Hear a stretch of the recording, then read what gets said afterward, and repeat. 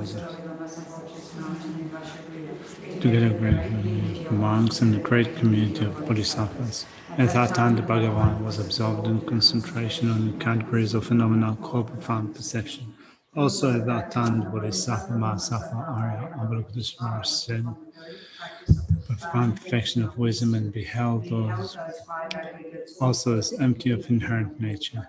Then, through the power of the Buddha, the Venerable Shariputra said this in the Mahasattva, Arya, Avalokiteshvara. How should any son of the lineage of activity of the profound perfection of wisdom? This is about the Bodhisattva, Mahasattva, Arya, Avalokiteshvara, the Venerable Shariputra. Shariputra and son of the lineage and daughter of the lineage who wishes to practice the activity of the profound perfection of wisdom should look upon it like this, correctly and repeatedly beholding those five aggregates also as empty of inherent nature. Emptiness is form, emptiness is not other than form, form is also not other than empty. In the same way, feeling, discrimination, composition of factors, and consciousness are empty. Likewise, all phenomena are without characteristics, unproduced, unsistence, not without stain, not deficient, not fulfilled.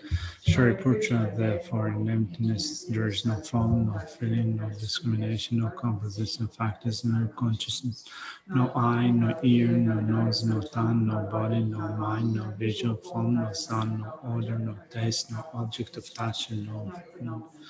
There is no I element and so on up to including no mind element and no mental consciousness element.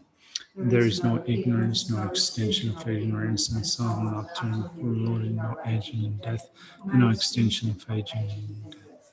Similarly, there is no suffering, origination, cessation, and no exalted wisdom, no attainment, and also no non-attainment. Shariputra, therefore, because there is no attainment, Bodhisattvas rely on dwelling perfection of wisdom. The mind without obscuration, without fear, having completely passed beyond the reach end point of Nirvana. All the Buddhas who dwell 3 times also manifestly completely awakened to unsurpassed path of complete enlightenment and reliance on the perfection of wisdom. Therefore, the mantra of the perfection of wisdom, the mantra of the mantra of the unequal, the mantra of pacifies all suffering should be known as a truth, since it is not false. The mantra of the perfection of wisdom is declared. Tayata Om Gate Gate Paragate Parasangate Bodhiso. Shariputra and the Bodhisattva Mahasattva should train in profound perfection of wisdom like that.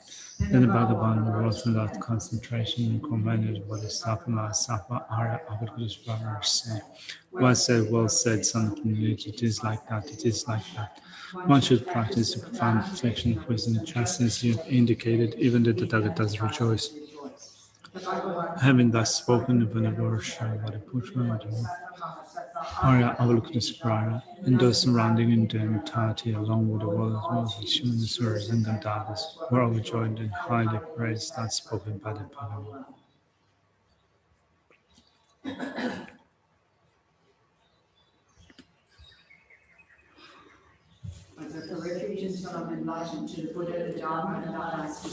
Accumulations that collect when listening to the teachings might in the state of prayer to be able to benefit all sentient beings. I go for refuge into enlightenment to the Buddha, the Dharma, and the highest ascent. With accumulations that collect when listening to in the state of a Buddha to be able to benefit all sentient beings. I go for refuge until I'm enlightened to the Buddha, the Dharma, and the highest ascent. From the accumulations that I collect by listening to the I attain the state of a Buddha to be able to benefit all sentient beings.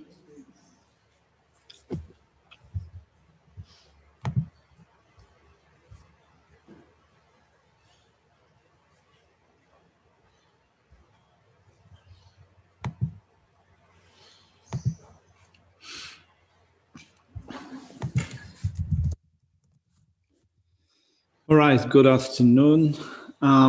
Something that I wanted to say arising from the discussion that we had yesterday, I think it was in relation to a point that you brought up, Yesha, with respect to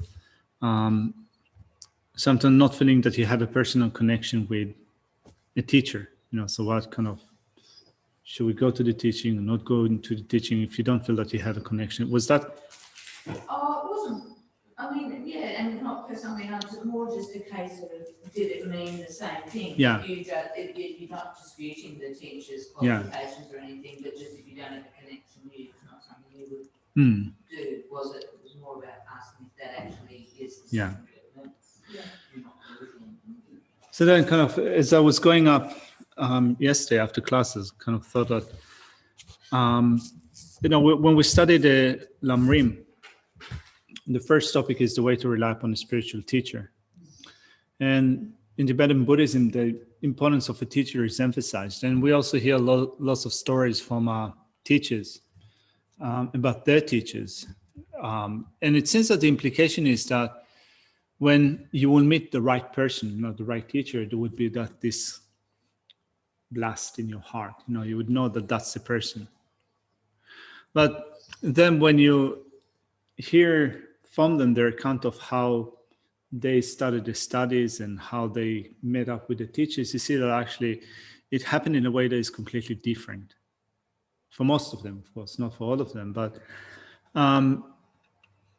for people that are educated in one of the big Gelugpa monasteries, so you join a monastery for whatever reason there is, either your family sent you, or you wanted to join a monastery, you wanted to become a monk, or your family decided for you. People come from different backgrounds, it happens differently. But then you normally end up belonging to a college that is associated with where you come from. So Tibet obviously was a massive country. There are thousands of dialects, hundreds or maybe thousands of dialects. So people from the east don't understand people from central Tibet and vice versa. Of course, they can learn how to communicate with each other, but the dialects are essentially very different. So traditionally, you would join one of the big monasteries. You would be sent to a college that is associated with where you came from. So your teachers also are from a similar area. So you communicate with people in your college using a similar dialect. And sometimes on the debate court, now as it happens in India, you debate with people that might have different accents, and yet the settlements in India dialect starts to be kind of a common one. So you're sent to a certain college, and therefore it is very likely that you will be assigned a teacher. So it's not that you go out and look for a teacher, you're assigned a teacher, or you're being sent to take classes from a teacher. But because relying upon a spiritual teacher and appreciating the qualities of a certain teacher comes from just, first of all, faith on the foundation of faith, and also belonging to a certain system, then you come to see that person at some point as your Lama, your teacher.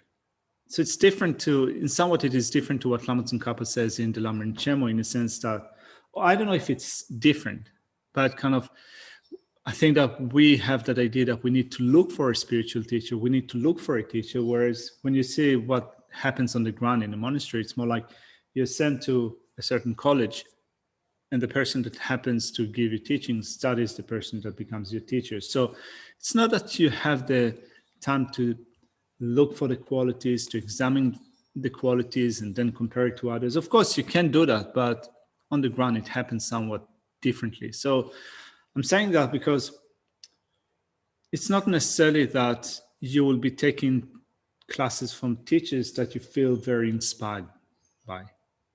This is how it works in the monastery. But over time, kind of I think that through getting teachings from them, and then your mind develops, you kind of start to see the qualities and to respect them and so forth, at least from the viewpoint of helping you to get some knowledge. So then I think that here in a kind of, I think that that's common more in our culture. We expect to have we kind of expect of ourselves to have a personal connection with a certain teacher. So either that we find that person inspiring, or we don't find the person inspiring, that we feel that we have a connection with a person or not have it. And it also translates into different things that we do. Like, for example, having been here for some time, I say that sometimes people want to create a connection with the teacher, a connection with the Lama. But actually, if you attend the teachings, you create a connection. It's not that there needs to be kind of this magical component or something that will kind of happen that will start a relationship. It doesn't mean that kind of that cannot happen. It could be that in a particular situation, in a particular day, you hear an advice that is suited to your disposition and it brings this new or fresh mental perspective. If it happens, it's nice, but not always it will happen, right? So, yeah, I've just thought of mentioning that. I think that sometimes, even if you don't feel that that person is necessarily someone that inspires you now, I think that sometimes if you listen to teachings, you still find things to work with. All right. But it wasn't like, it wasn't, I think, a reply to a question that came up. It wasn't like, I'm saying that not as a point of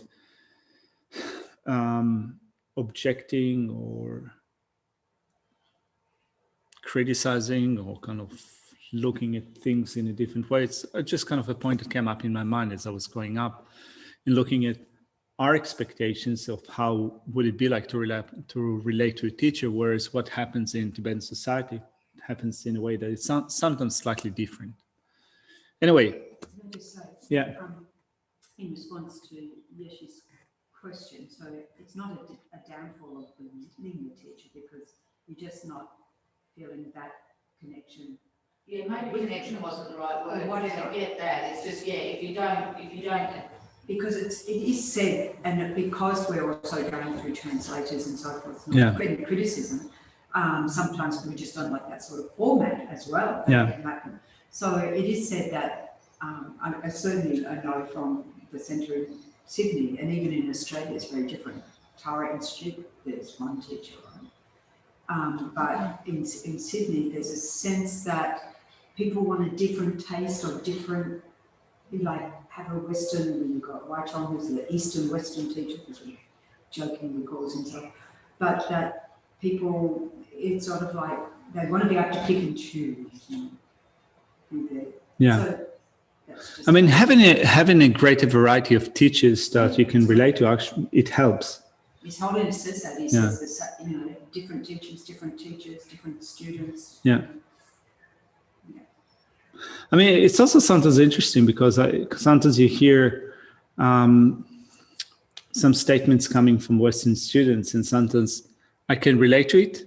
If it's a good day, I can relate to it. If it's not a good day, I find that such statements sometimes for me are a bit awkward. Like, for example, saying like things like, I can relate to the person because they're foreign, or I can relate to the teacher because they're foreigner, or I can relate to the teacher because she's a woman. So sometimes I think that, well, it's not part of the defining characteristics of a spiritual teacher that should give you teachings, in a sense that the gender doesn't make a difference or the cultural orientation or background doesn't make a difference. But when you look at it from a different perspective, kind of if you talk to a Tibetan geshe that has grown up in a male monastic environment, which is Tibetan, with their own cultural codes, makes it sound sometimes different to express things in a language that will make them understand what the point is, So I can see both sides to it.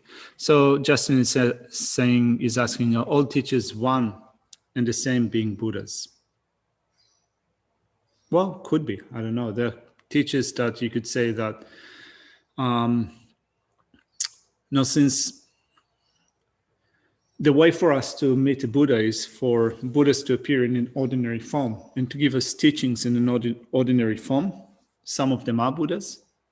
Some of them could be not Buddhas, but who am I to say? It's not that I have the ability to recognize who is a Buddha and who is not a Buddha. If you have decided to rely upon a certain individual, then you develop the mental attitude that they are Buddha in actuality, that you receive teachings from Buddha. It's not to say that when you receive teachings from a person that is not your teacher, you shouldn't do that. You can do that if that works for you. Also, in terms of putting a stop to other afflictive states of mind or reducing them, we say that we want to reduce getting angry with other people, because if we get angry with a bodhisattva, that will damage our accumulation of virtue that we have worked so hard to accumulate. So, it's good to take that mental attitude that there could be Buddhas. But we have no certainty that that is the case, but it doesn't really matter. If we can develop the right attitude, if it works, if we develop faith in the teacher and the teachings, and we use that in order to make our mind better, it's good. So Olaf is saying, can you regard Buddhist authors as teachers, not in the Vajrayana sense, I suppose? I guess that you can do that to a certain degree, but still, I wonder,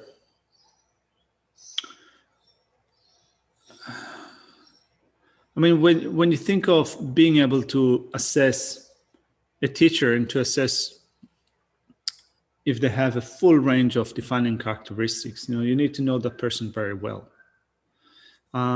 You need to know whether the person is disciplined, serene, and thoroughly pacified, which means that if they have the qualities of the three trainings. You can assess through text if they have a wealth of scriptures, if they have a wealth of knowledge. You can also assess whether they have an understanding or insight into reality, into selflessness. You can also assess how well they can explain a certain point, but also keep in mind that often we come across, if it is a text that was put together as teaching of a Tibetan master, you get a translation. It's not that the teacher themselves, it's not that it's honest the Dalai Lama writes his own books. He gives teachings translated into English. Someone takes all those teachings together and summarizes them. Like you write an essay for uni, right? You use many sources.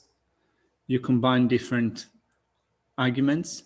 You then, those texts are submitted to the private office. Someone goes through them and checks that they are in line with what the Dalai Lama said. But no, books are written like that. And they're also written by, if they're edited, they're translated and so forth. The presentation is quite nice, and it seems that that well spoken, but it's not that you have a very well-founded ability to assess whether the teacher is well spoken. I mean, it's not to say that they are not, but I'm saying that you're not getting the original version. So, of course, you can rely upon someone. If you've read many of those books, you can rely upon someone as your teacher. Who am I to say no? But I'm saying that it seems that the ability to really assess their characteristics and see that they have the defining characteristics of a fully qualified spiritual teacher is probably not going to be complete. You're not going to be able to assess them over time, and also you will not be able to check. You'll not be able to check whether over time if they practice in a way that accords with the instructions. I mean, I think that probably many of us, including myself, one of the first books that I read in Buddhism was Sogyal Rinpoche, the Tibetan book of the living and dying. So to me at the time and for many years, it appeared to be like, this really, fully qualified Lama, high Lama and so forth. But then things have happened with him and he fell into disrepute.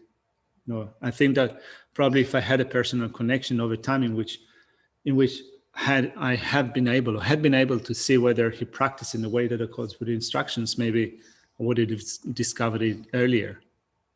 There's this thing that you cannot assess or cannot get if you only read books. Also, in terms of, I think that this is just me thinking out loud. So you attend teachings from a Lama. Through the Lama, you get the blessings of the Buddha. And the meaning blessings is that your mind is transformed. Part of it is being inspired. I think that there is certain inspiration that you get when you're at the presence of the Lama, direct contact with the Lama, and you get teachings in a way with the right intonation, the right way of saying it, that comes together with creating that ability for your mind to be transformed. It is possible also to get that from reading a book, reading a text, of course.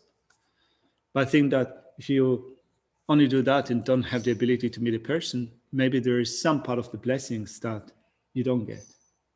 But this is just thinking out loud. I'm not coming down on a definite position. I just think that Lama Lundra, when he was an abbot of Kopan, told one of his students that his root guru was Shantideva. Yeah. And so he came to me and said, so what do I do now? It's just like, study this text then. Yeah.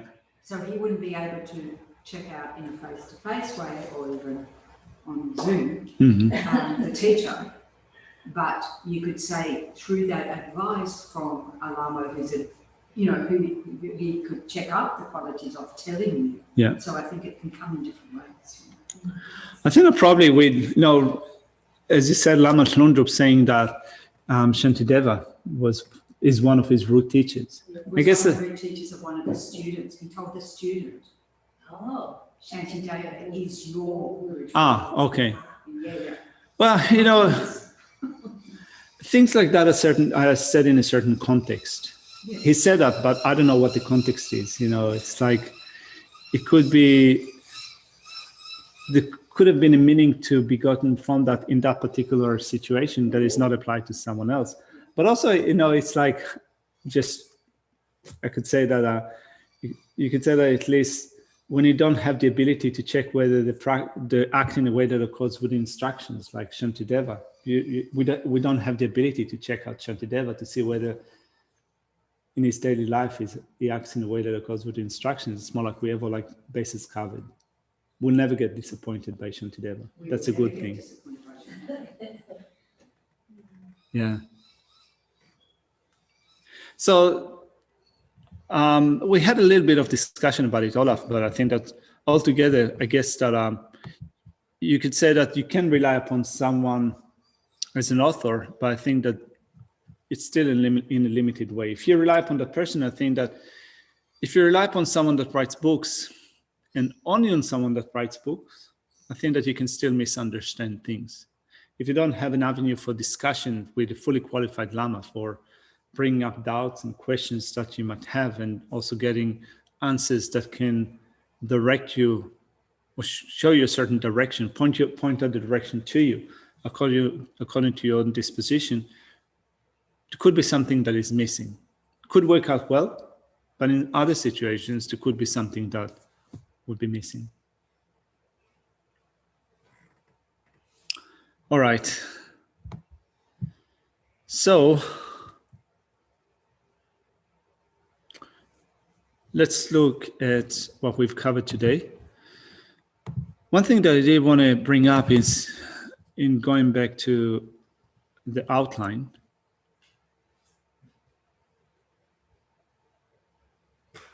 So we have started to look at arresting fury towards those who wrong those dear to oneself. So we said that it's not only people that are dear to oneself, but also your views, your spiritual affiliation, the Buddha, Dharma, and Sangha. So arresting it by means of patience that is intent on the Dharma is the first point. We did come across patience that is intent on the Dharma before, right? So we spoke about it as preventing a disturbed state of mind or preventing anger on account of your conviction in the Dhamma. So convictions in the objects of refuge, conviction in reality, conviction in the working of karma, conviction in your practice, conviction in what is to be attained, conviction in what is to be practiced. From all those different perspectives, when you develop this certainty about the Dhamma, you can use that in order to prevent anger from arising. So that's the first point. So then the reason why it is unreasonable to be furious with those who cause harm to the statues of the Buddha and so forth, you can say that it's very clear that when Buddha statues, stupas, and so forth are being harmed, you can link it up with patience that is certain about the Dhamma, that is convinced about the Dhamma is something that will prevent you from getting angry when something like that happens. The next point is, likewise, it is reasonable to be patient with those who cause harm to those dear to oneself in verse 65. We read through that today. Yesterday. So it says, I should counteract anger towards those who harm my spiritual masters, relatives, and so forth, and friends, by seeing in a manner shown before that they arise from conditions. So I was sitting at home and wondering, why is it found under the section of patience of certitude about the Dhamma? Now, what does it know? Of course, you can say that you can link it up in a certain way with patience of being certain about the Dhamma, but does it have necessarily to be in this section? Like when your relatives are being harmed, your friends are being harmed, what's the relationship?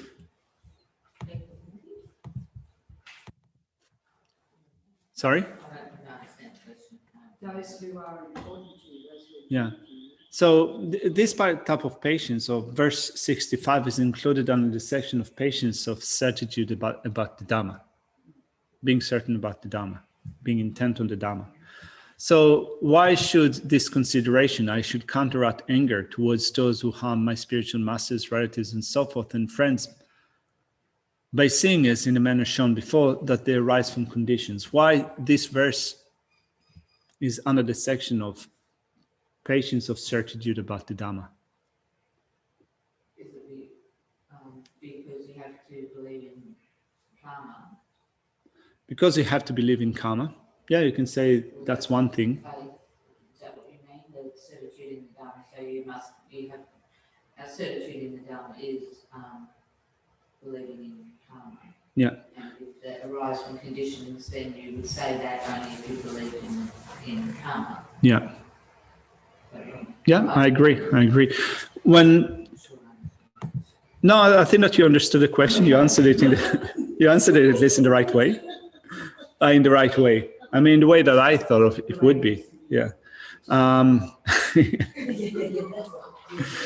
But when we look, in the previous section, when we looked at arresting fury towards those who wrong you, we had cultivating the patience that is intent on the Dhamma, and the extensive explanation spoke of the contemplation of seeing that the person who is harming us is not doing that independently, but they depend upon cause and conditions.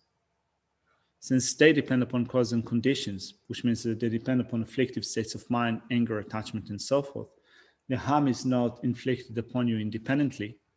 And also, the person that is harming you does not exist independently. Also, the cause and conditions that person depends upon, those causes and conditions do not exist independently.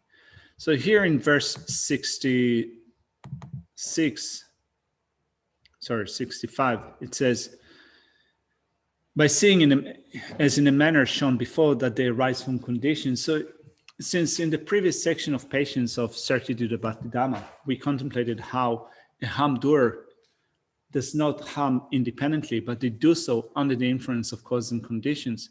Also here, when you think of the ones that are close to you, the one that are close to your heart being harmed, you can think that harm does not exist independently. Harm doer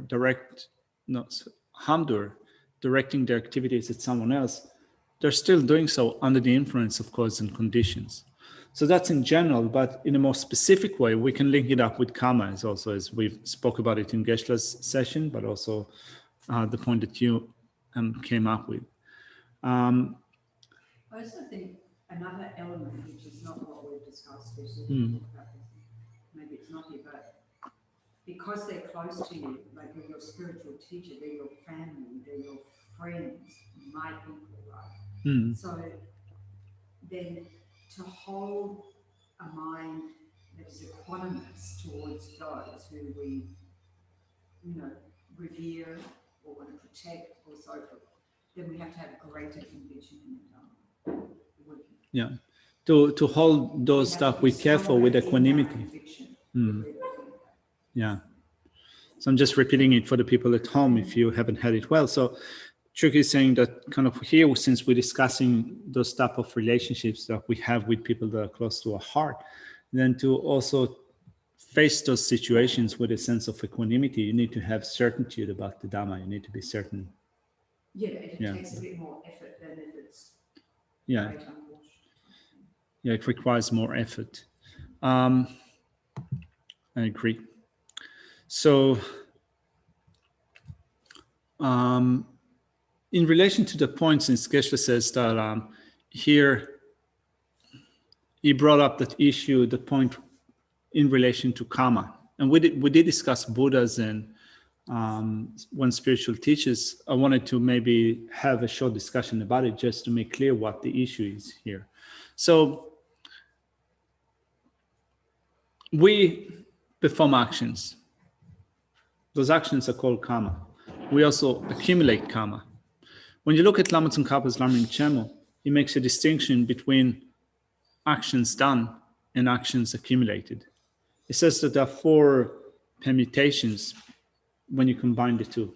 There are actions done and accumulated. Actions done and not accumulated. Action not done, not accumulated. Action not done and not accumulated. And he gives kind of different examples of how you can do an action without it being accumulated, how you can do an action and it being accumulated, how it is possible for you not to do an action and yet something is accumulated. So there are different permutations here. He gives that explanation in the first volume of the Lamrim Chemo. In I think that it is found towards the end of the explanation of karma, right? After the section of refuge, there is a whole big chapter on the working of karma, and then he makes a distinction between those actions, karmas that are accumulated and karmas that are not accumulated. So karma in general is an action. So we said that Buddha doesn't have karma in general, or Buddha, someone that is a Buddha has purified all karma. Now, if the meaning of karma is an action, karma is action, of course, you can say that a Buddha does create karma because a Buddha acts. A Buddha acts for the sake of all living being, and therefore you can say that a Buddha performs karma. The question is whether a Buddha accumulates karma, whether there is an accumulation of karma for a Buddha, and whether a Buddha experiences the ripening of karma. So, in order to investigate that, we also need to think of contaminated karma and uncontaminated karma. So contaminated karma or karmas or actions that are done through the force of afflictions, anger, attachment, and ignorance.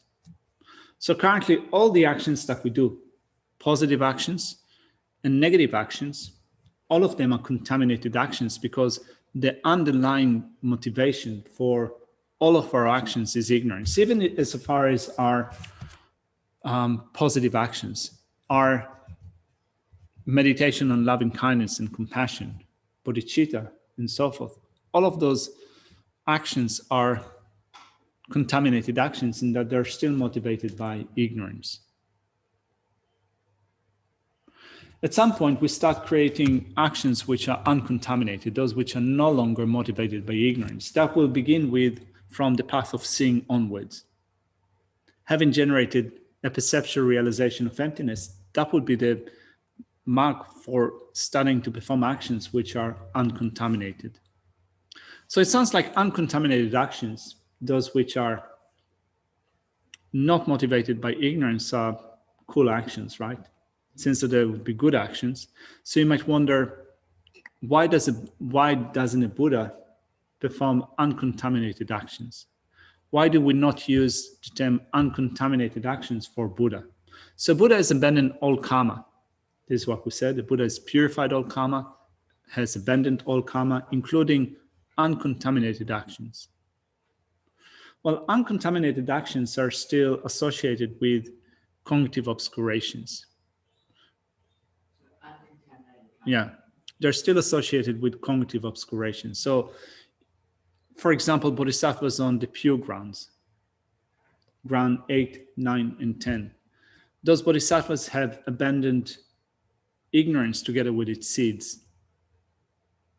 They're free from samsara. They've eliminated all of ignorance and its seeds, but they still have the imprints of ignorance. Those imprints still give rise to dualistic appearances. this state in which you still have cognitive obscurations is called the grounds of the imprints of ignorance. So long as you have this ground of the imprints of ignorance, your actions are still considered to be uncontaminated, and they're also to be abandoned. So only a Buddha has abandoned both contaminated and uncontaminated actions. A Buddha doesn't have uncontaminated actions because they've abandoned the grounds of the imprints of ignorance. So a Buddha, so there is no accumulation of karma for Buddha. A Buddha does perform actions, which means a Buddha does perform karma. A Buddha does not accumulate karma. The actions that the Buddha does are not contaminated actions, but also not uncontaminated actions, because the Buddha has abandoned all karma. One of the questions that came up in the discussion with Geshe-la was with respect to maturation. So suppose that we perform a virtuous action now. Will that virtuous action, will that result in maturation at a state of Buddhahood? So it seems that according to what Geshe-la says, there would be no virtuous action that is yet to mature when we attain the state of Buddha. It's not that there would be some that haven't taken effect already. Otherwise, it would have been maybe a little bit awkward, to have still seeds in your mind stream, potentials in your mind stream for things that we're contaminated, that could result in a state of Buddhahood. So with what you're saying, what implications does that have for your interaction with your guru, who you see as a Buddha? Well, what implication would it be on interaction that you have with your guru that you see as Buddha? Well, from your side, from their side, it will, I think, have no bearing or very little bearing. They have their own karma. I have my own karma. The karma that I create in seeing the Lama as Buddha is saying that I develop greater faith, pure appearance, or in developing the pure appearance of the Lama as Buddha. I listen to the instructions as if the instructions come from the Buddha.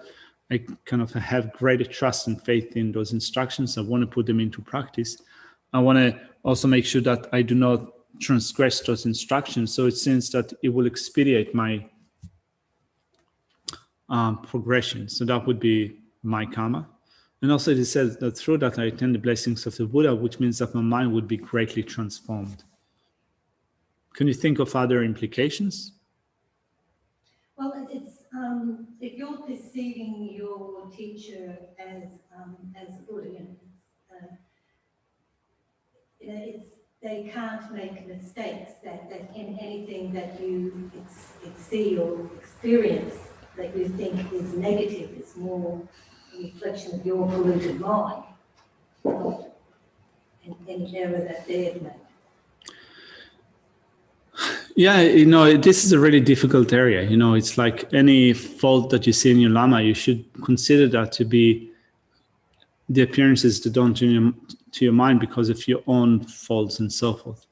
Yeah. This is part of a mind training practice in relying upon a spiritual teacher, which is pretty interesting because you can, we've been receiving teachings from His Holiness the Dalai Lama, right? So His Holiness is aging. He's now, he's giving scriptural citations from different sources, and there is someone sitting next to him that we don't see on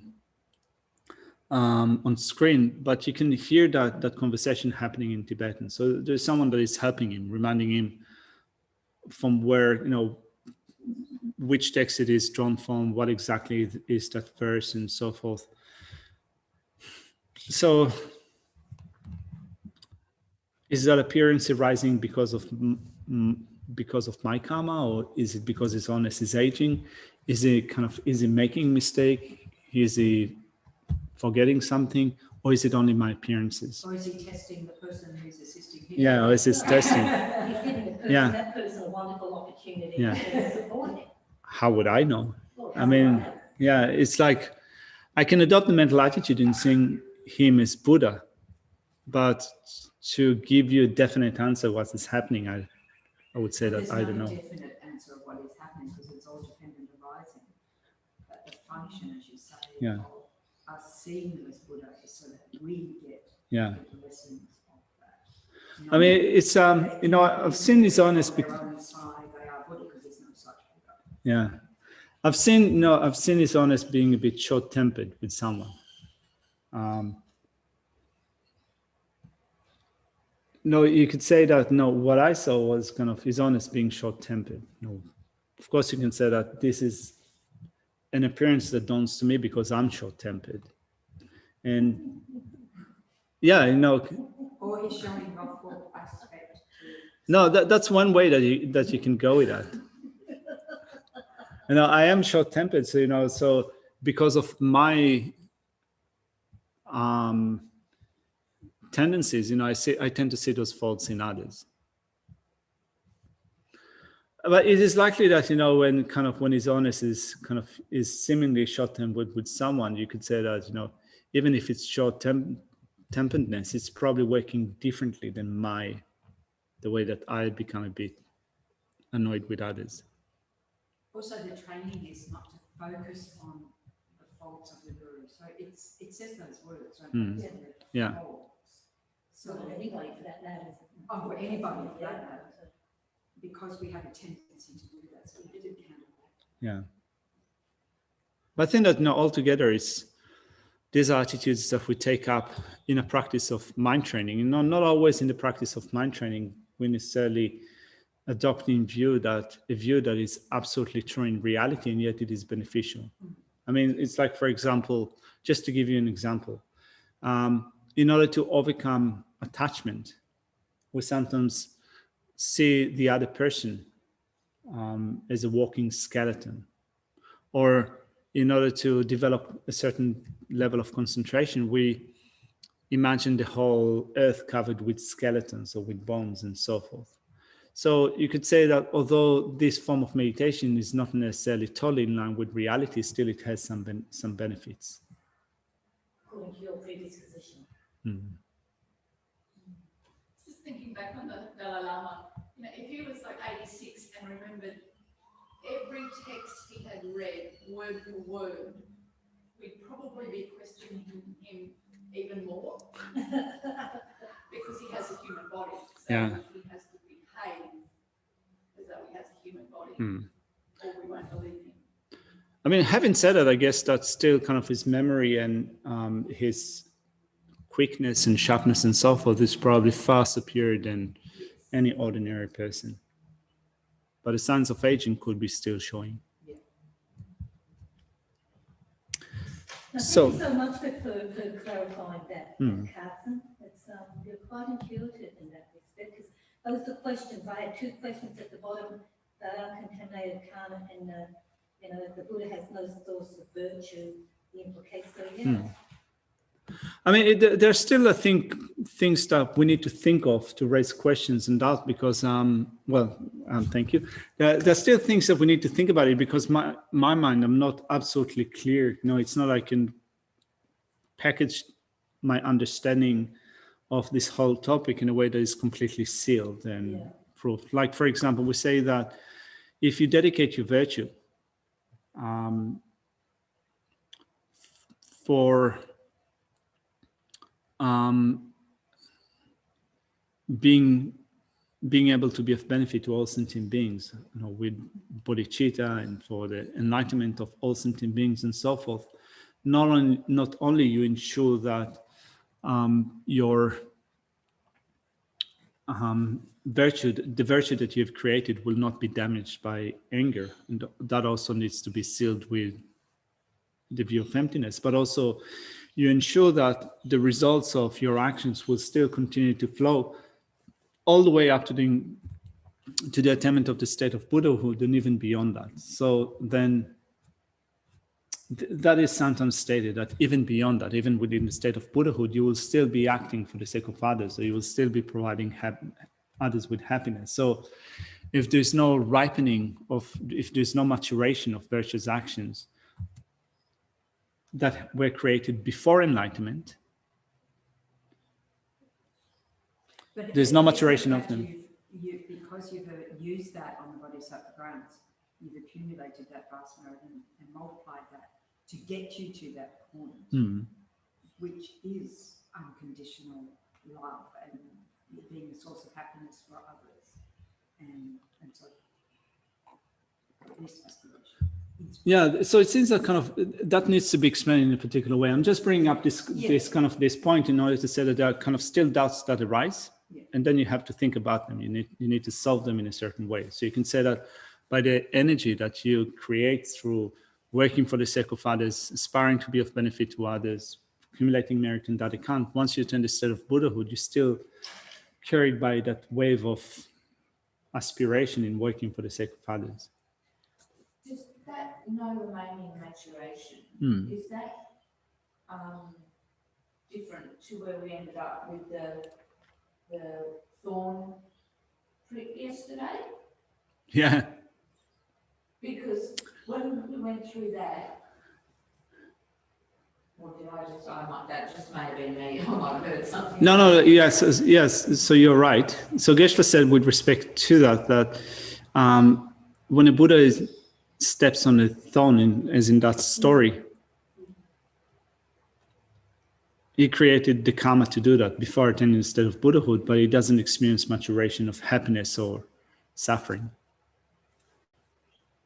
I mean, I really appreciated the point that he made that Buddhists as a whole keep death and death quite secretive in what happens around that time. So we really don't know what happened. It's just a story. Mm-hmm. If we say it's his karma to do that and then he died from being poisoned, how that would be karma. So it can't be karma if there's no maturation because he's a Buddha and that's all done. I'm missing a link. It hasn't had there's no remainder on the mind stream. So the body, being a human body, right, is poisoned. And so that body gets discarded. So that it hasn't affected the mind stream of that enlightenment. There's one point that's kind of aside, kind of beside that point. There's another point that is stated with respect to hearers and souls to realize the arhat. So we said that they've abandoned contaminated karma, right? So they've abandoned all negative karma. They've abandoned ignorance together with the imprints. Together with its seeds, they've abandoned afflictive states of mind. And there is still some statement that you find in scriptures that they still have negative tendencies left with them. So when an example in scripture, this is quite funny. It is said that when those negative tendencies are expressed, you find some of them, some arhats that suddenly jump. So jump around, or that they suddenly call someone a female servant. So it sounds like a random statement in scripture, but it seems that the implication is that you have purified your karma, or you've abandoned a certain portion of karma. But it seems that there's still something that remains. What is it? In general, for hearers, it's hard to realize that arhats, they call it bad tendencies, negative tendencies, but they've abandoned afflictions. They've abandoned ignorance, anger, attachment, but they still have some negative tendencies. This is how you find, this is the presentation that you find in some scriptures. Or there was the one of the Lama who had a chronic cough, and I'm not talking about the ones over in the story. And it said that because he swallowed a mosquito in the previous life. So in that one, constant coughing. All right. Attendance. All right. There's another thing that I wanted to bring up in relation to the outline and the text, the section that we've covered today. So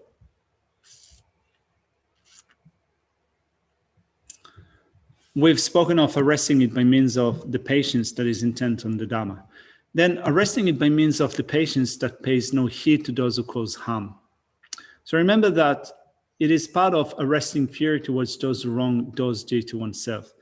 This is the outline, but when you look at the verse, it is stated differently. So what am I saying?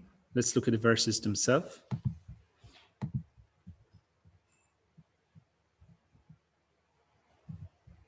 Is it where they are? Maybe here.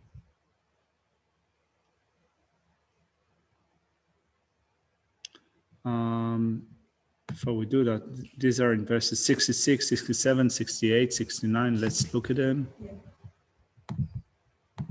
So 66, if embodied creatures are harmed by both those with minds and those without minds, why single out and begrudge only those with mind? Therefore, I should be patient with harm. So it doesn't say much about harm that is inflicted upon those due to oneself. It's just a general statement. Then it says, should one person do harm out of confusion and another is confused and gets angry, then who would be without fault and who would be at fault? Again, it doesn't say anything about those due to oneself. Then it says, why did I previously commit those actions because of which others now cause harm? If all are related to my actions, then should I begrudge them? So is it speaking about actions that I have done, or is it speaking about actions that my relatives, friends, dear ones have created, and therefore they experience the results of the actions? Then 69, having said that, thus, no matter what, I should strive in this way of what is meritorious, that all will have loving thoughts towards each other. So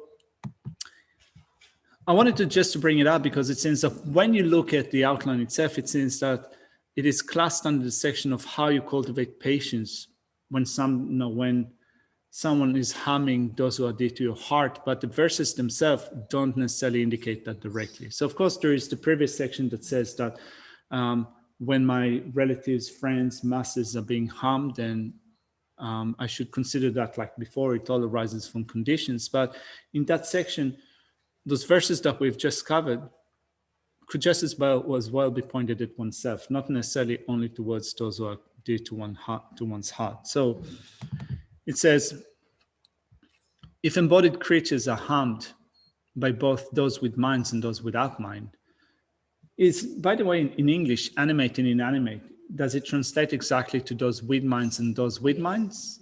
Or is it just those moving and those not moving? No, it's the same. It's the same, all right. So it's not like those in motion and those at rest. Cool.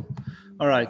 If embodied creatures are harmed by both those with mind and those without mind, why single out and begrudge only those with mind? Therefore, I should be patient with harm. So it's just like saying that, for example, if sickness is harming me, or if Wangmo is harming me, why am I getting angry at Wangmo and not at the sickness? Both of them are the same in terms of inflicting harm upon me. That's what Shantideva points out here. But he also pointed out something similar before, right? No, we don't get angry with sickness. Why do we get angry with people? So the argument that we come up with is that a sickness doesn't have an intention, but another person harming me, they do have an intention to do that, to counteract that. Shantideva said before, but that person doesn't have independence. They are controlled by other causes and conditions, right? So it seems that here it's a similar argument. Did anyone wanted to say something? Was it all right? So yes, may I ask a question? Yeah, what is mind and what is without mind? So for example, you could say things that are without mind are, in the text, they're called the four elements. So earth, water, fire, and wind, or like, for example, falling rocks, right? So if you walk somewhere and there's a falling rock that hit you in the leg, no, Shantideva says that we don't really get angry with a rock. We don't get angry with it, want to smash it or take revenge at the rock. If you're going, no, if you're, I guess that if you're driving on the road and you have, just call it a pothole in the road. Yeah, on the ground. It's not that you get angry with the ground. Maybe you do, but not many people do that. You just get angry with people who didn't fix it. Yeah, you get angry with people that didn't fix it. Yeah. Yeah. So no minds are basically things that are not sentient beings. Things that are not sentient beings. So we don't get angry with them. We don't get angry with the wind, with the sun, with water, and so forth.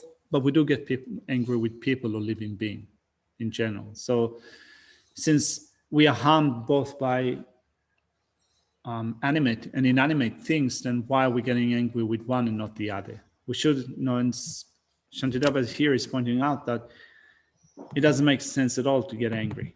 Then he says, should one person do harm out of confusion and another is confused and gets angry, then who would be without fault and who would be at fault? So think about it in relation to either you being harmed or someone is harming those that are close to your heart. So if harm is done because of ignorance, or because of ignorance, one is getting angry, who is at fault and who is without fault? Both the person that is confused and the person that is getting angry because of confusion, both of them are at fault. Does it make sense? Then why did I previously commit these actions because of which now cause harm? If they're related to my actions, why should I begrudge them? So it's just like we've said before. When we experience someone is harming us, or when those dear to us experience harm that is inflicted upon them, from a Buddhist perspective, and I think that Geshe today said it quite directly. Here, we don't look at those situations from a worldly perspective. We look at it from a Dharma perspective, which does require an effort to transform our mind. So I think that it's whenever we think of certain situations where we think that, well, that person did not do anything, they do not deserve to be harmed. I did not do anything, I do not deserve to be harmed. This is just a small baby, why do they get sick? Or that person is in a disadvantageous situation. Why are they harmed in this way? We spoke, I think, a few days ago about domestic violence and so forth. So I think that here it's useful to think of how Geshe presented it. We're not looking at that from a worldly perspective. From the way that you would think about it in the world, you would think about it in a particular way, which is not to say that it's necessarily mistaken, but there's a common way of looking at things from a worldly perspective. Here we're doing something else, we're adopting a Dharma attitude to it, which not always agrees with the world. It doesn't have to be contradictory to the world. It doesn't have to be in confrontation with the world, right? So it doesn't have to be displayed and acted, and we don't have to speak about it with others. But from our point of view, when we think about how do we deal with certain situations, particularly with patience of certitude about the Dharma, we want to look at that from the perspective of the working of karma. Everything that we experience arises because of karma. So there's no discussion of whether it is justified or not justified, whether it is fair or whether it is not fair, whether someone deserves it or not deserve it. This is just the working of karma, causes and effects. It is it's for us to work with on a mental level, right? So it's us to adopt a perspective so that we not only can put a stop to anger that arises in our mind, but also for ourselves to put a stop to negative actions that we do. So I thought that that's a good advice that Geshe gave today. It's harder, but I guess this is what Shantideva is pointing out here. Last verse that we covered today. Having seen thus, no matter what, I should strive in this way for what is meritorious, that all will have loving thoughts towards each other. Always good, isn't it? To have meritorious thoughts, love, and so forth towards each other.